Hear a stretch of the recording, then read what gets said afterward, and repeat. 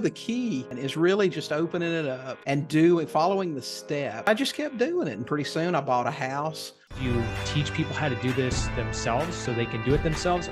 Like I said, you can turn a lot of those so-called negatives into positives. All right, welcome everyone to another great episode. We have another special guest for you guys. We are bringing you some movers and shakers. We're bringing you the people that are doing some things to inspire you to either get started in real estate, or if you're doing real estate now, to do things bigger, better, faster, and more efficiently. So today we have William Tingle on our show today. So William, how's it going, bud?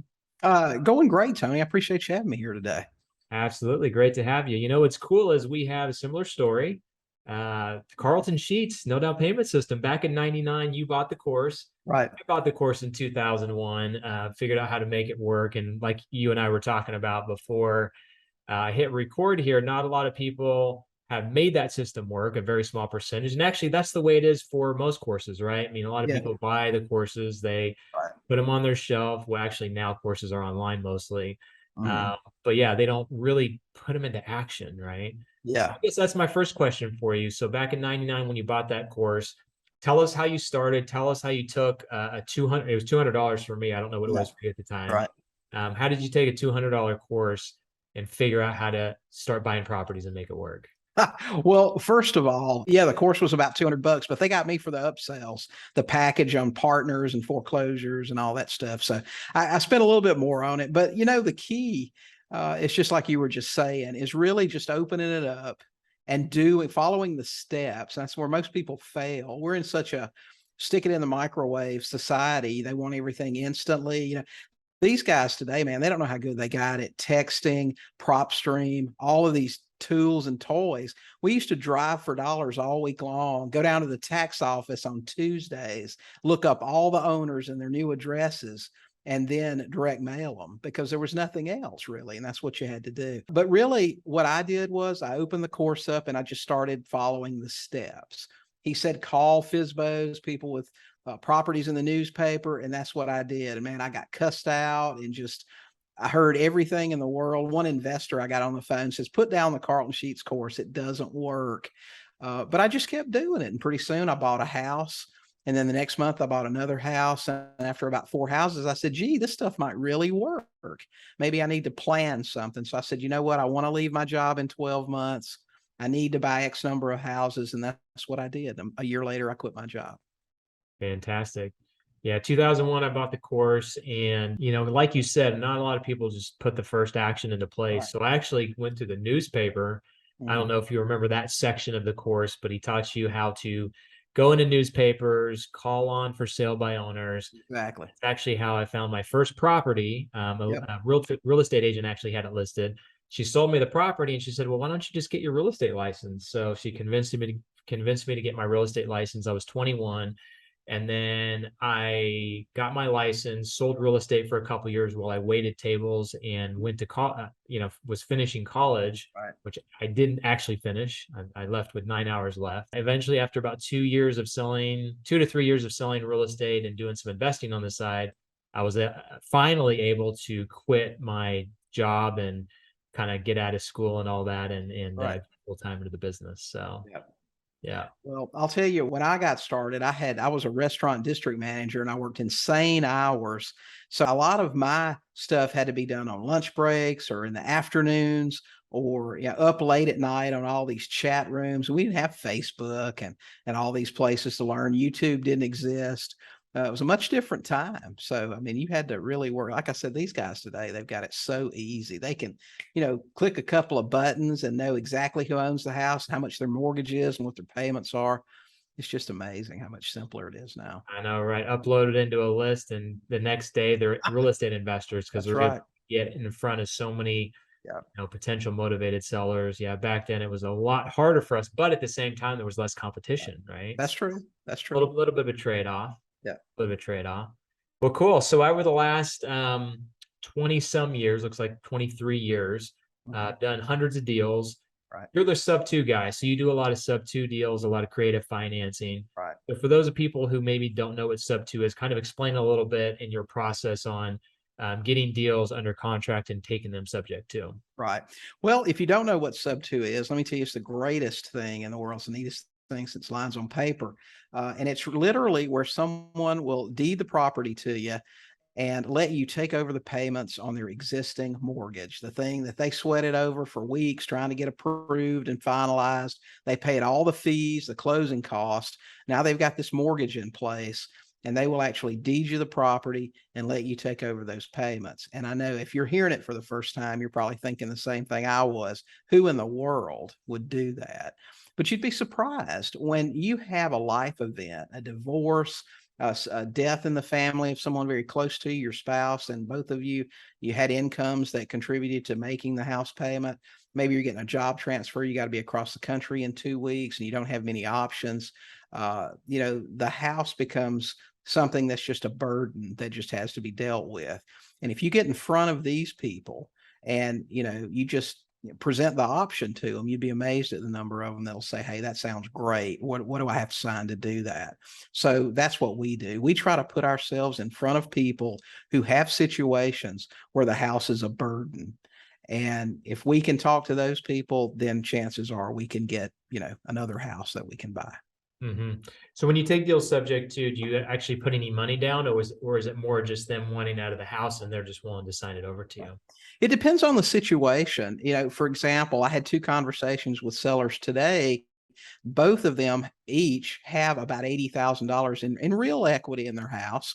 And one of them, it's not going to work. He said, well, I would do this, but I would want half of my money up front. I've got some things I want to do. So I said, well, $40,000 down is probably not going to work for us. But, hey, I understand we're not for everybody. If you change your mind, give us a call. Now, the lady that we talked with, again, she's got about $80,000 in equity, but she's already been approved to buy her new house. So she's not in a situation where she needs the money, and she's very interested in it. So we're going to have some follow-up conversations with her next week. She wants to consider a couple of things, ask us a few more questions. But that's a situation where, it will work. So it just really depends.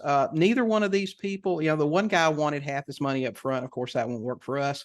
The lady, she's not too concerned about getting any money. So that would be a no money down situation for us on a very nice house that doesn't need any work. So in that case, no money down. So it really just depends on what the seller needs. And in that case, if you take it subject to on something like that, is there much equity involved? And then what do you do? Just turn around and rent it until you pay the mortgage down enough to where you can either sell it or do something else with it? Now, you could do that if you wanted to, Tony, but our exit is very specific. We only exit with seller financing.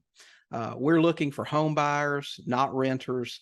We want someone who wants to own that home and has a little bit of money to put down. And typically we'll get 8 to 10% down from our borrower, which on a $300,000 house is going to be $26,000 to $30,000. So we'll collect that on the front end. And if we had to give our seller any money for a down payment, that would come out of that down payment. So we usually go into these deals with no money out of pocket, nothing down, money on the front, cash flow in the middle, and then a back end payoff when our buyer buys. That's the only way that we do them.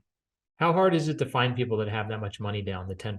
Because we do a lot of, or used to do a lot of rent to owns. We're doing straight rentals on a lot of stuff just because the appreciation that we're getting right now. But how hard do you how hard is it, have you found, to find those that have 10% down? If you're buying houses in marginal areas, C neighborhoods or worse, houses that need work, things like that, it's going to be tough. If you're buying nice homes in nice neighborhoods where people want to live, finding somebody with 8 to 10% down isn't that big a stretch. There are plenty of people out there who are either self-employed or have a situation where they don't have enough provable income.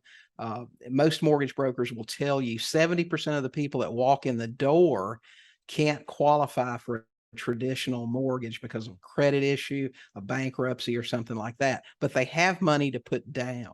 So finding someone with a down payment hasn't been a challenge for us in a long, long time. Mm-hmm. Yeah. So tell us, I've asked this question before we hit record, but a lot of people want to know, well, how do most people find properties? How do they find motivated seller leads? So talk people through your strategies to find those motivated sellers that are calling you or that you're calling them, and then working through those deals. Well, you know, when I first got started 23 years ago, we just did generic marketing. We had magnetics on our cars. We put bandit signs out. We ran ads in the newspaper. I mean, we just did everything. We had a website that we drove people to. We talked to every agent or mortgage broker in town, just local generic type marketing. And then the leads that came in, we would funnel them where they went. At the time, I did rehabs. I did some rentals. We did some lease options. We made the deal fit a different box. Today with Subject 2, we're looking again for a very specific seller. We prefer to deal with sellers where the house is a burden. What is that going to be? People getting a divorce, VA people who are getting transferred that generally don't have a lot of equity, but need to move very quickly. People in foreclosure, people with tax issues, that sort of thing.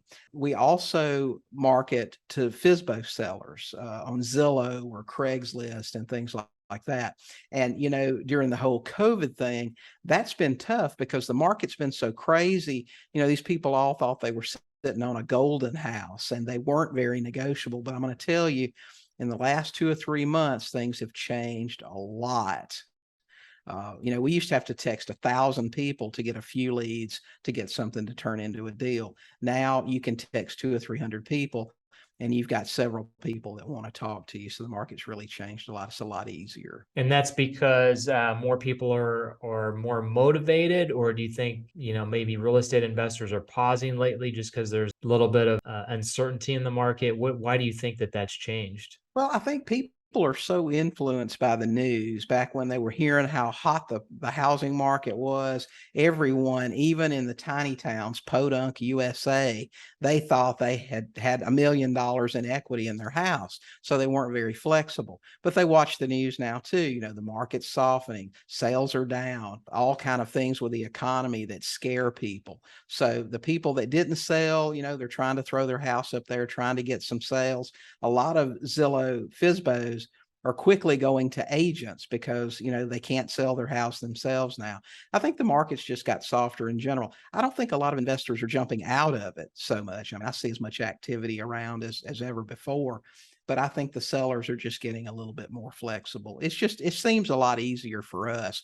Maybe it's just our approach. You know, we're looking for people that don't have a ton of equity or that have a problem. So we already have an advantage that way. Mm-hmm.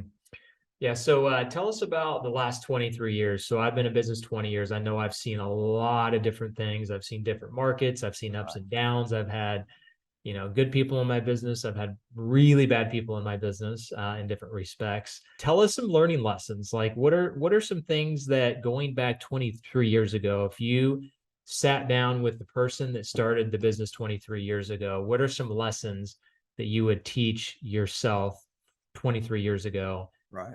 First started it? Well, you know, just thinking about just seeing the things that have happened just in the last couple of years, what I would say, first of all, equity really isn't as important as cash flow. I can buy a house today that's worth 300 that they owe 200 and say, oh, wow, I've got $100,000 in equity.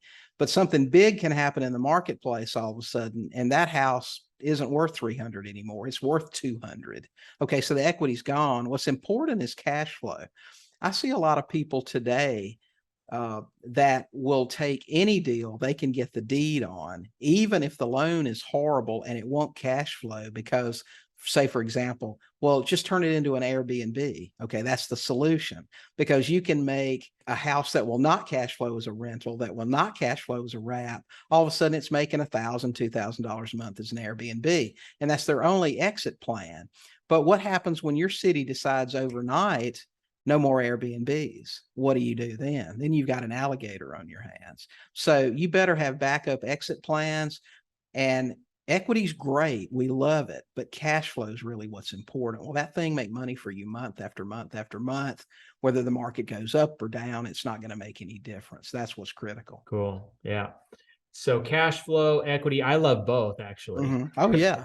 For sure. We love them both. If you can get both, that's killer. I mean, I invest mostly in the Midwest. So for me, we can get properties with equity and we can figure out how to make them cash flow. Right. Lately with the way the market is, it has been, prices have gone up and rents haven't gone up quite as much. So it is a little bit tougher, but, the cash flow can offset equity, and equity can offset cash flow at this, same time. But you're right. If a property can't cash flow, and somebody doesn't have the money, to float the property, then, there could be some issues there. So That's right. yeah. That's probably the biggest thing for me. Yeah, it's got to make money. And I tell my students all the time, certainty is the most important part of any deal. If I'm not certain I will make money with this, I'm not interested in it. So tell us about Belize. You have in your bio that you retired to Belize in 2010. Yep. That's right. You can kind of tell the story, but it sounds like you moved back to the US recently.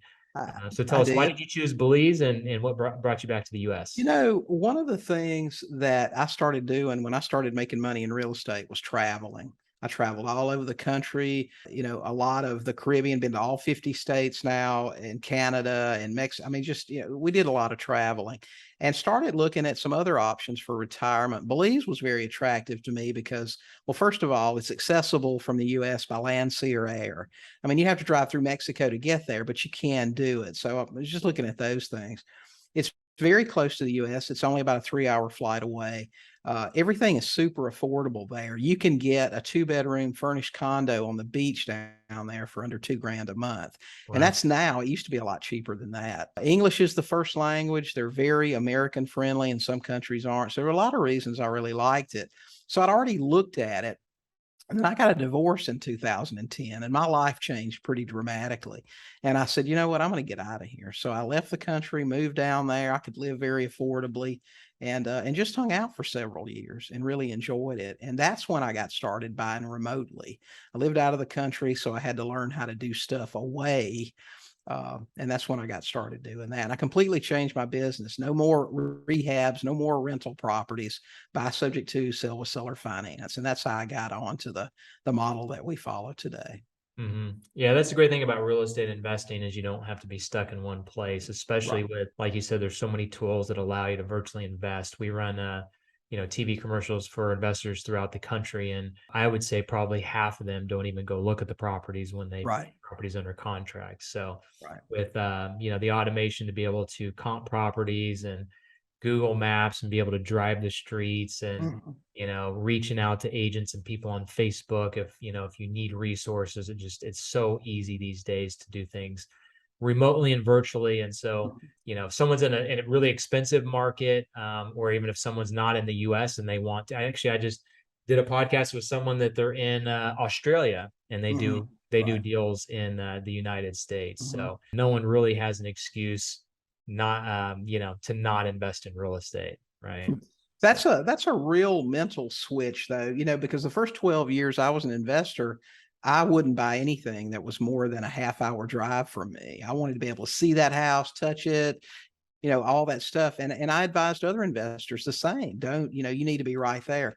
But when I moved out of the country, things, it was necessary to make that change. So had to learn to do that. But that's a little bit of a mental shift to buy that first house and not see it, not be able to drive by it or go talk to, even meet the people that are going to move in it. You got all people handling that stuff for you. So, but it really, it's kind of like learning to live without a car. When I moved to Belize, I lived on an island. There were very few cars. Most people got around on a golf cart. But even just not having a car is a real mental shift when you're used to having one and being able to go and do things like that. So we made some changes for sure. So what's on the horizon for you next? I mean, you've done a ton of deals. You've done hundreds of deals, and you feel like, it sounds like you have it down. What is the next move for you? You do coaching.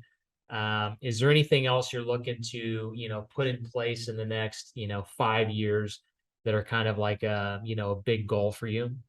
As funny as it sounds, spending the last several years just buying stuff remotely and talking about that, my wife and I are actually looking for a permanent residence where we want to be heavily involved in local real estate again, actually getting out there, knocking on the doors, talking to people, buying houses locally. So we're looking for a market. We've been traveling the country for the last year. We've been, gosh, and we've stayed in several states now. I mean, anything from Oregon. Right now we're in Florida, all the way across the country, trying to decide where we want to live. So that's what our next plan is sometime later this year or early next year, finding our place, our hometown, and just becoming the go-to people for real estate there. So that's really what we want to do. Cool. Well, let me know if you need some options. Like I said, we run TV commercials for investors throughout the country. So we get the insight on kind of what they're doing, the price points, Right. What markets are, good to find deals, what, Right. states and cities are a little more investor friendly. So I look Right. forward to seeing where you land, because there's Oh, so yeah. many. Well, what else do you want to share? So, like I said, you've been in the business 23 years. I feel like through 20 years, I could spend probably a whole week talking about struggles and talking about, obstacles and things that I've, gone through and all of that. So for a new investor getting into the game, what would you recommend for them besides just picking up the phone and, making calls and doing, just getting started? What are some things that you would suggest that they do to get started? Well, the first recommendation I would make to them is to, look at all the different ways you can make money in real estate. And there are a million, whether it's mobile homes, and I've got students that do all of it, mobile homes, wholesaling, sandwich lease options. There are a million things you can do, commercial, multifamily, single family. But whatever it is that you pick, just stick with it long enough to see success. Most people jump from thing to thing, and it really slows them down, and they don't see success for years because they can't be still. Pick something. I like to say, pick a horse and ride it. Okay. Find someone who's reputable, preferably local in your area, that's doing what you want to do, and, and see how you can offer service to them to get them to help you.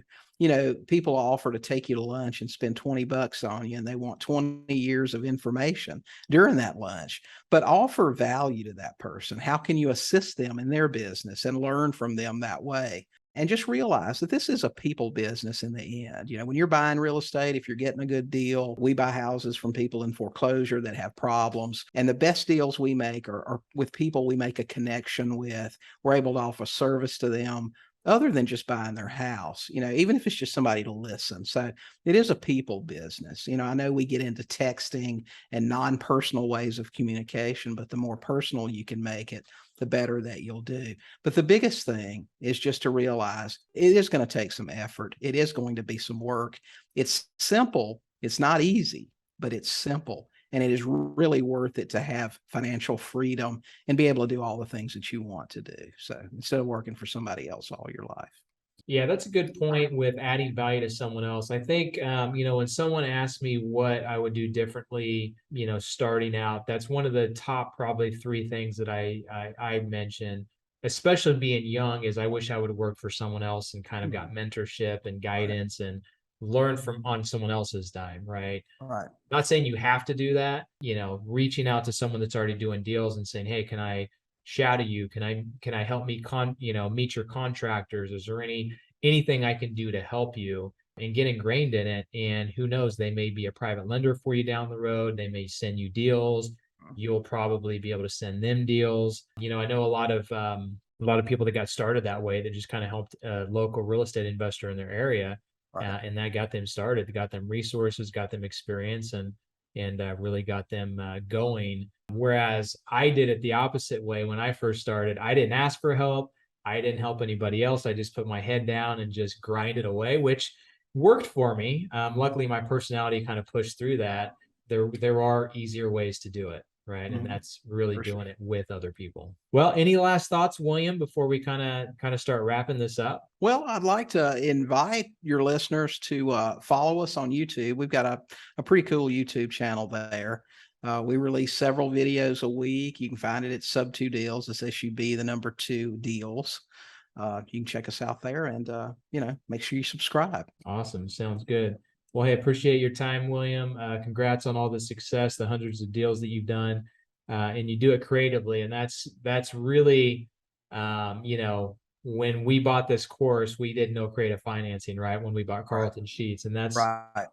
That course now would be pretty basic, but it was just enough for me, I know, to get started. I bought my first 2 properties with no money down, Right. using my dad's money.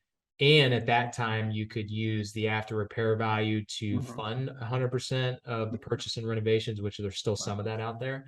And then even to this day, kind of like you, I really haven't used much, if any, of my money on Right. real estate deals. So that's one of the things that people say when they say, I want to get started investing in real estate, is I don't have money. You don't have to have the money. You just have to find someone that has the money. Right. That's exactly right. I mean, there's several options. I mean, you can, if you've got credit cards, you can have no money, but have good credit. You can use lines of credit. I talked to a guy today that uses credit cards to do rehabs, and that's going to be an interesting conversation we're going to have later. But we had our initial conversation today, and I thought, well, I've heard of that before, but you know, there's when you're talking creative, you can do a lot of stuff. You really can. I remember back in the day, in the first 5 years of my business, I got a $25,000 line of credit from Beneficial. I don't even know if they're still around anymore. 28.9% or 20. It was like a really high interest rate. And I did what I had to do. I just knew that if I took that money and put it into something, I could pay it back. So awesome. Well, thanks, William. I appreciate it. Look forward to connecting, and you know, we'll look forward to being on your podcast as well. And absolutely. Good luck on the move, and let us know where you land. Thanks, Tony. I appreciate it. All right. Thanks, bud.